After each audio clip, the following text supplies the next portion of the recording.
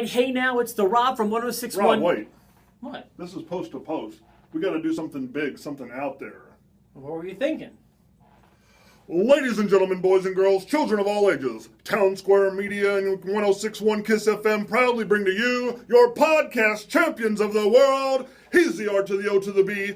I'm STEVE. We are your hosts with the most, bringing you everything wrestling related from post to post. And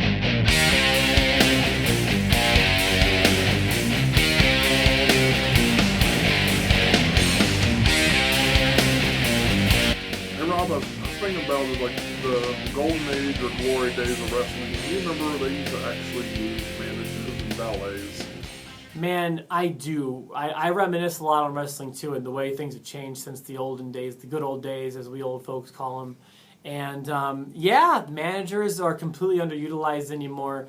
You had people like Bobby Heenan or Paulie Dangerously. You could put him as like a mouthpiece for somebody else who maybe wasn't as captivating on the mic, and get a great reason to get heat on somebody just because they were friends with Bobby Heenan. They were part of Heenan's family. Automatically, I don't like you. You know, like that's the. Well, I mean, in my case, I do like you, but for the crowd's case, yeah.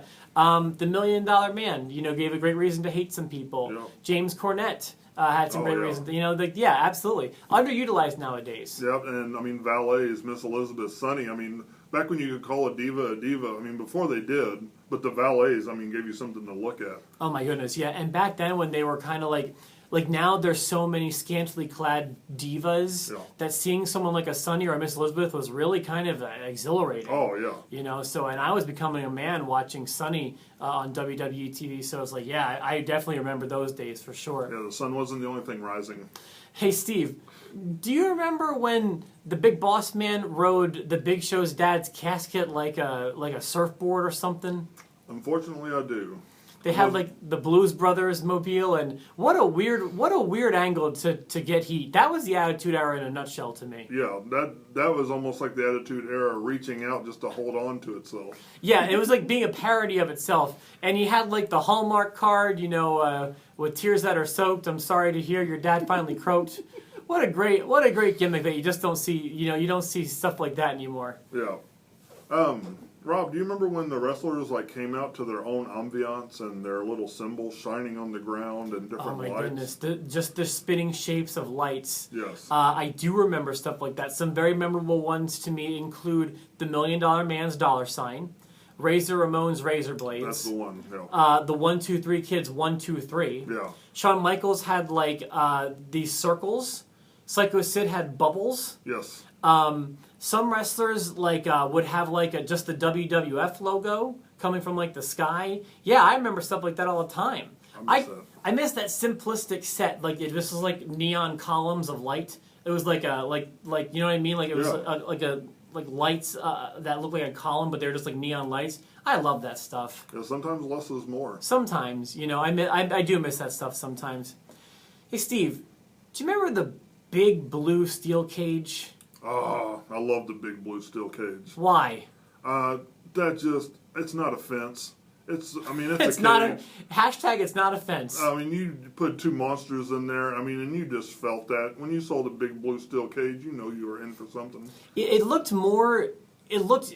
Boy, you really nailed it when you said it's not a fence. The one that they use now just looks like a fence. Yeah. And like, I know that in the '80s and early '90s, they prided themselves on kind of being like human cartoons. But like that big cage felt big and animated to me, like a cartoon cage, and I missed that cage. Yeah. Some great contests happened in that cage, and actually, the reason I'm a fan of wrestling was because of a match that took place in that big blue steel cage. Yeah. Bret Hart taking on his little brother Owen. So I wanted to say that. Yeah, I definitely missed the big blue cage. Rob, do you remember when Vince McMahon was just an announcer? You know, I actually, when I started watching wrestling, he was the announcer. And I thought that he was good at what he did. A lot of people disagree, and looking back, I understand why they think that. But I do say he was a passable commentator. I do remember those days. I think he was, I mean, for what he did, because he was the face commentator, I think he did his job well. Yeah, he was great with Jerry Lawler. He was great. Sometimes he would even make Jim Ross heel, or I remember Mr. Perfect had a run as the heel commentator, and I thought he was good. Even Macho Man on Raw. Oh yeah, now Macho Man I wasn't a huge fan of his commentator, but just Vince and him going. Yeah, if you want to see great Vince McMahon on commentary, go watch those like early episodes of Raw. I thought he was pretty good, if you want my honest opinion. Hey Steve, do you remember when Lex Luger body slammed Yokozuna on the USS Intrepid? I do remember that. That was exciting too. That was exciting. You know, that really launched just a simple body slam. You know, not since WrestleMania 3 as a body slam meant more than, you know, when Lex Luger body slammed Yokozuna. That just felt like summer to me. On the boat, you know, and it started the whole SummerSlam campaign, the Lex Express. Yep, the bus. And then leading up to SummerSlam in, 93? Yeah, Yep. 93. That was, to me, that was a fun time. That was a fun time. Another fun time, Rob? You remember when divas used to take their clothes off for Playboy magazine? Well, remember when Playboy magazine used to have nudes? Yes. That's a whole other story. I bet you a year from now we're going to be saying "Remember Playboy magazine." I don't know how it's going to exist, at least not in its current form. And I hear they're just losing money hand over fist. But yeah, Sable got things started. That was a huge deal when that happened. And then there was the very bottom, Chyna. Chyna, you could totally see her entire penis in that issue of Playboy. But other highlights included people like, well, there was Tori. Yep. And Sable. Yep. They did a spread together even. Maria. Remember Maria had one? She was probably one of my bottoms. Really? Yeah. Oh, I liked her. Candice Michelle. Ashley Masario. And so I do remember I miss those days. This is an exciting remember when. I'm enjoying this. Steve, do you remember when Shawn Michaels formed a tag team with God to take on the McMahons?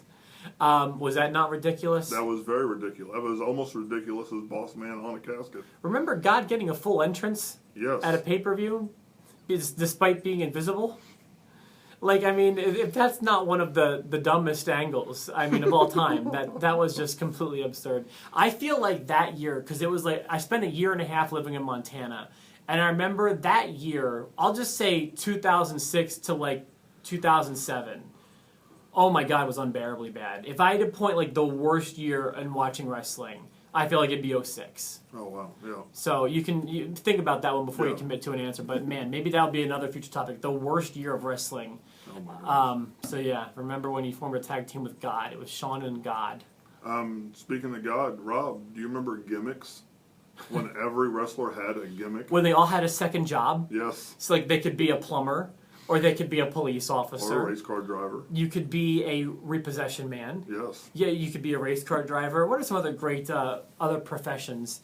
You had a trash man. You could be from the future. You could be from Max Moon. You could be a trash man like Duke Drosy. Yep. You could be really into explosive like Adam Bomb. You could do whatever Tugboat did on the side. Right, yeah. You could do tugboating. So yeah, there were great gimmicks that, I'll just say outlandish gimmicks. Yes. You know, so yeah, those were fun.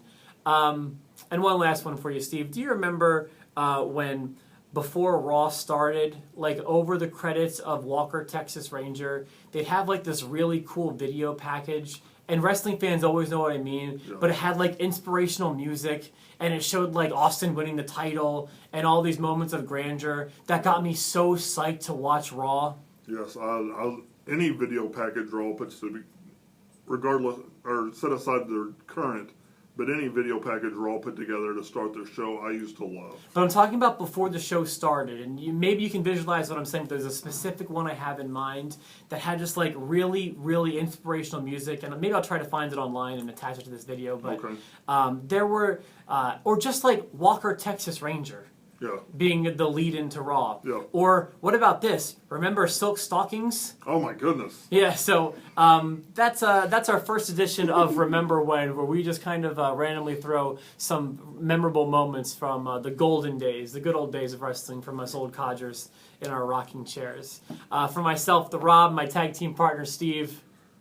I'm the Boogeyman, and I'm coming to get ya!